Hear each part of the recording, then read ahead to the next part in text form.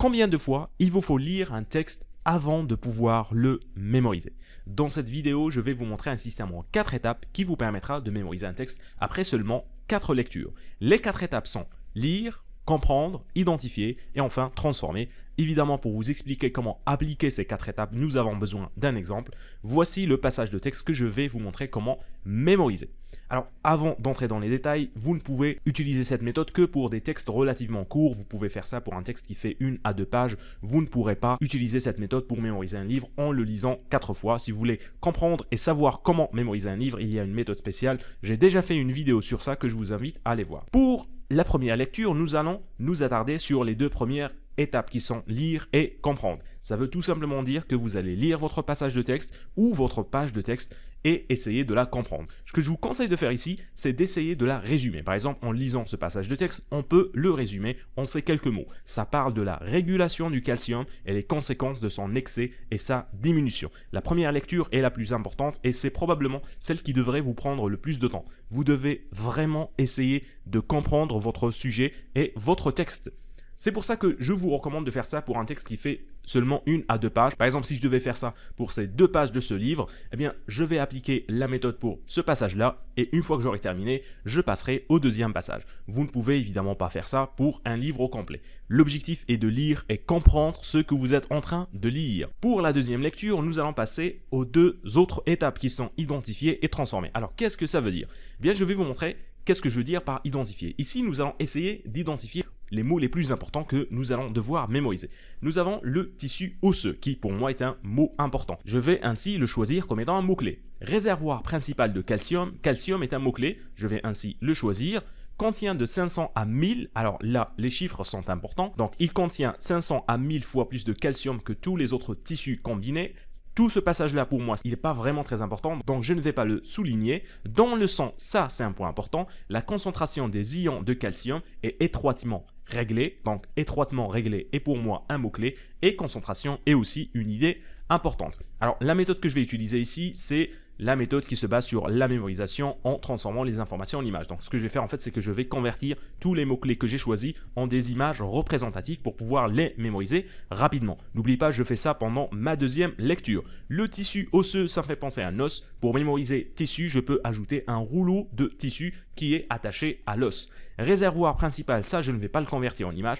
Calcium, je vais utiliser l'image de comprimé de calcium.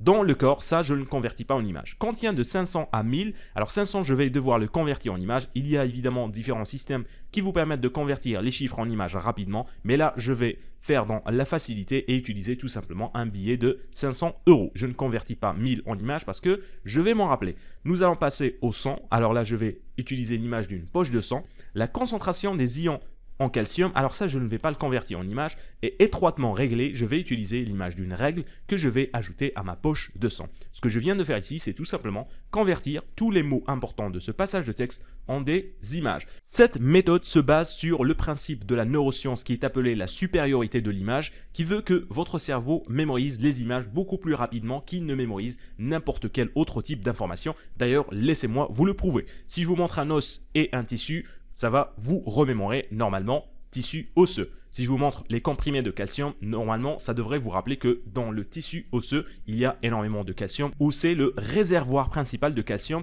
dans le corps. Si je vous montre le billet de 500 €, ça devrait vous rappeler que dans les os, il y a 500 à 1000 fois plus de calcium que dans tous les autres compartiments du corps réunis. Si je vous montre la pochette de sang avec la règle, ça devrait vous rappeler que dans le sang, la concentration du calcium est étroitement réglée. Nous venons ainsi de mémoriser ce passage de texte en le convertissant en image et nous avons fait que 2 lectures. Laissez-moi vous montrer comment est-ce qu'on va faire ça pour le reste du texte. Des variations, même minimes, de celles-ci sont mortelles. Un excès peut provoquer un arrêt cardiaque. Alors là, le mot-clé, c'est arrêt cardiaque. Remarquez que je n'ai pas choisi la partie excès parce que je vais m'en rappeler assez facilement. Et un manque peut entraîner un arrêt respiratoire, le deuxième mot-clé. La plupart des fonctions des cellules nerveuses, donc ça c'est un mot-clé, dépendent d'une concentration appropriée de calcium. Concentration appropriée de calcium est là aussi un nouveau mot-clé. Je vais convertir les mots que j'ai choisis en des images. Arrêt cardiaque, je vais choisir l'image d'un cœur avec le bouton off pour arrêt cardiaque.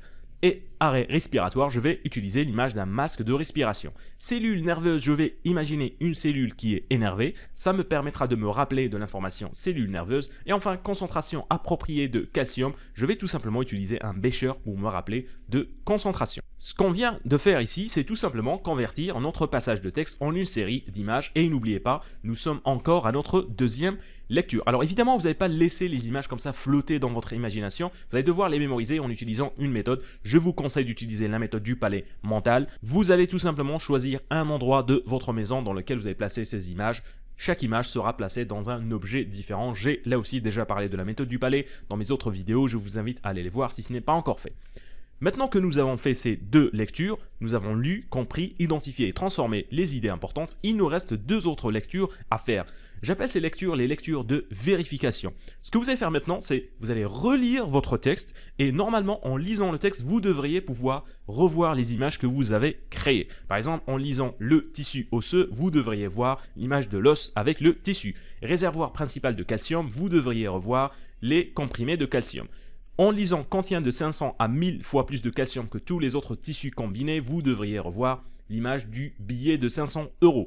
En lisant la partie dans le sang, la concentration des ions de calcium est étroitement réglée, vous devriez normalement revoir l'image de la poche de sang avec la règle. Là, vous êtes en train de lire votre texte, mais en lisant, normalement, les images devraient apparaître dans votre imagination. Ça, c'est pour la troisième lecture. Il restera maintenant une dernière lecture qui est la quatrième lecture et celle-là, vous allez la faire après un certain temps. Vous allez faire les trois premières lectures les unes après les autres, mais pour la troisième, vous allez attendre un peu pour donner le temps à votre cerveau de bien fixer les images que vous avez créées afin de pouvoir faire une dernière vérification. Ce que je vous conseille de faire, c'est par exemple de faire les trois lectures pour 4 à 5 pages différentes. Une fois que vous avez fait les trois premières lectures pour ces 4 pages, vous allez enfin faire la quatrième lecture.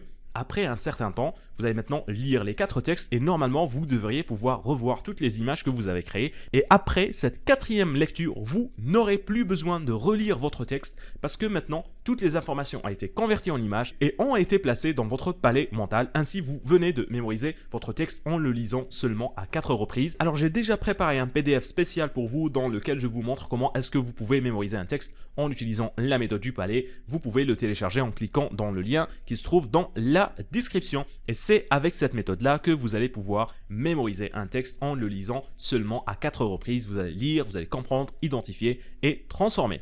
Avec ça, on arrive à la fin de cette nouvelle vidéo. Comme toujours, n'oubliez pas de me laisser vos avis et commentaires. Abonnez-vous à la chaîne si ce n'est pas encore fait. Laissez un pouce bleu, partagez cette vidéo avec vos amis si vous pensez qu'elle peut leur être utile. Et on va se retrouver pour de nouveaux conseils sur la mémoire et les techniques de mémorisation très prochainement.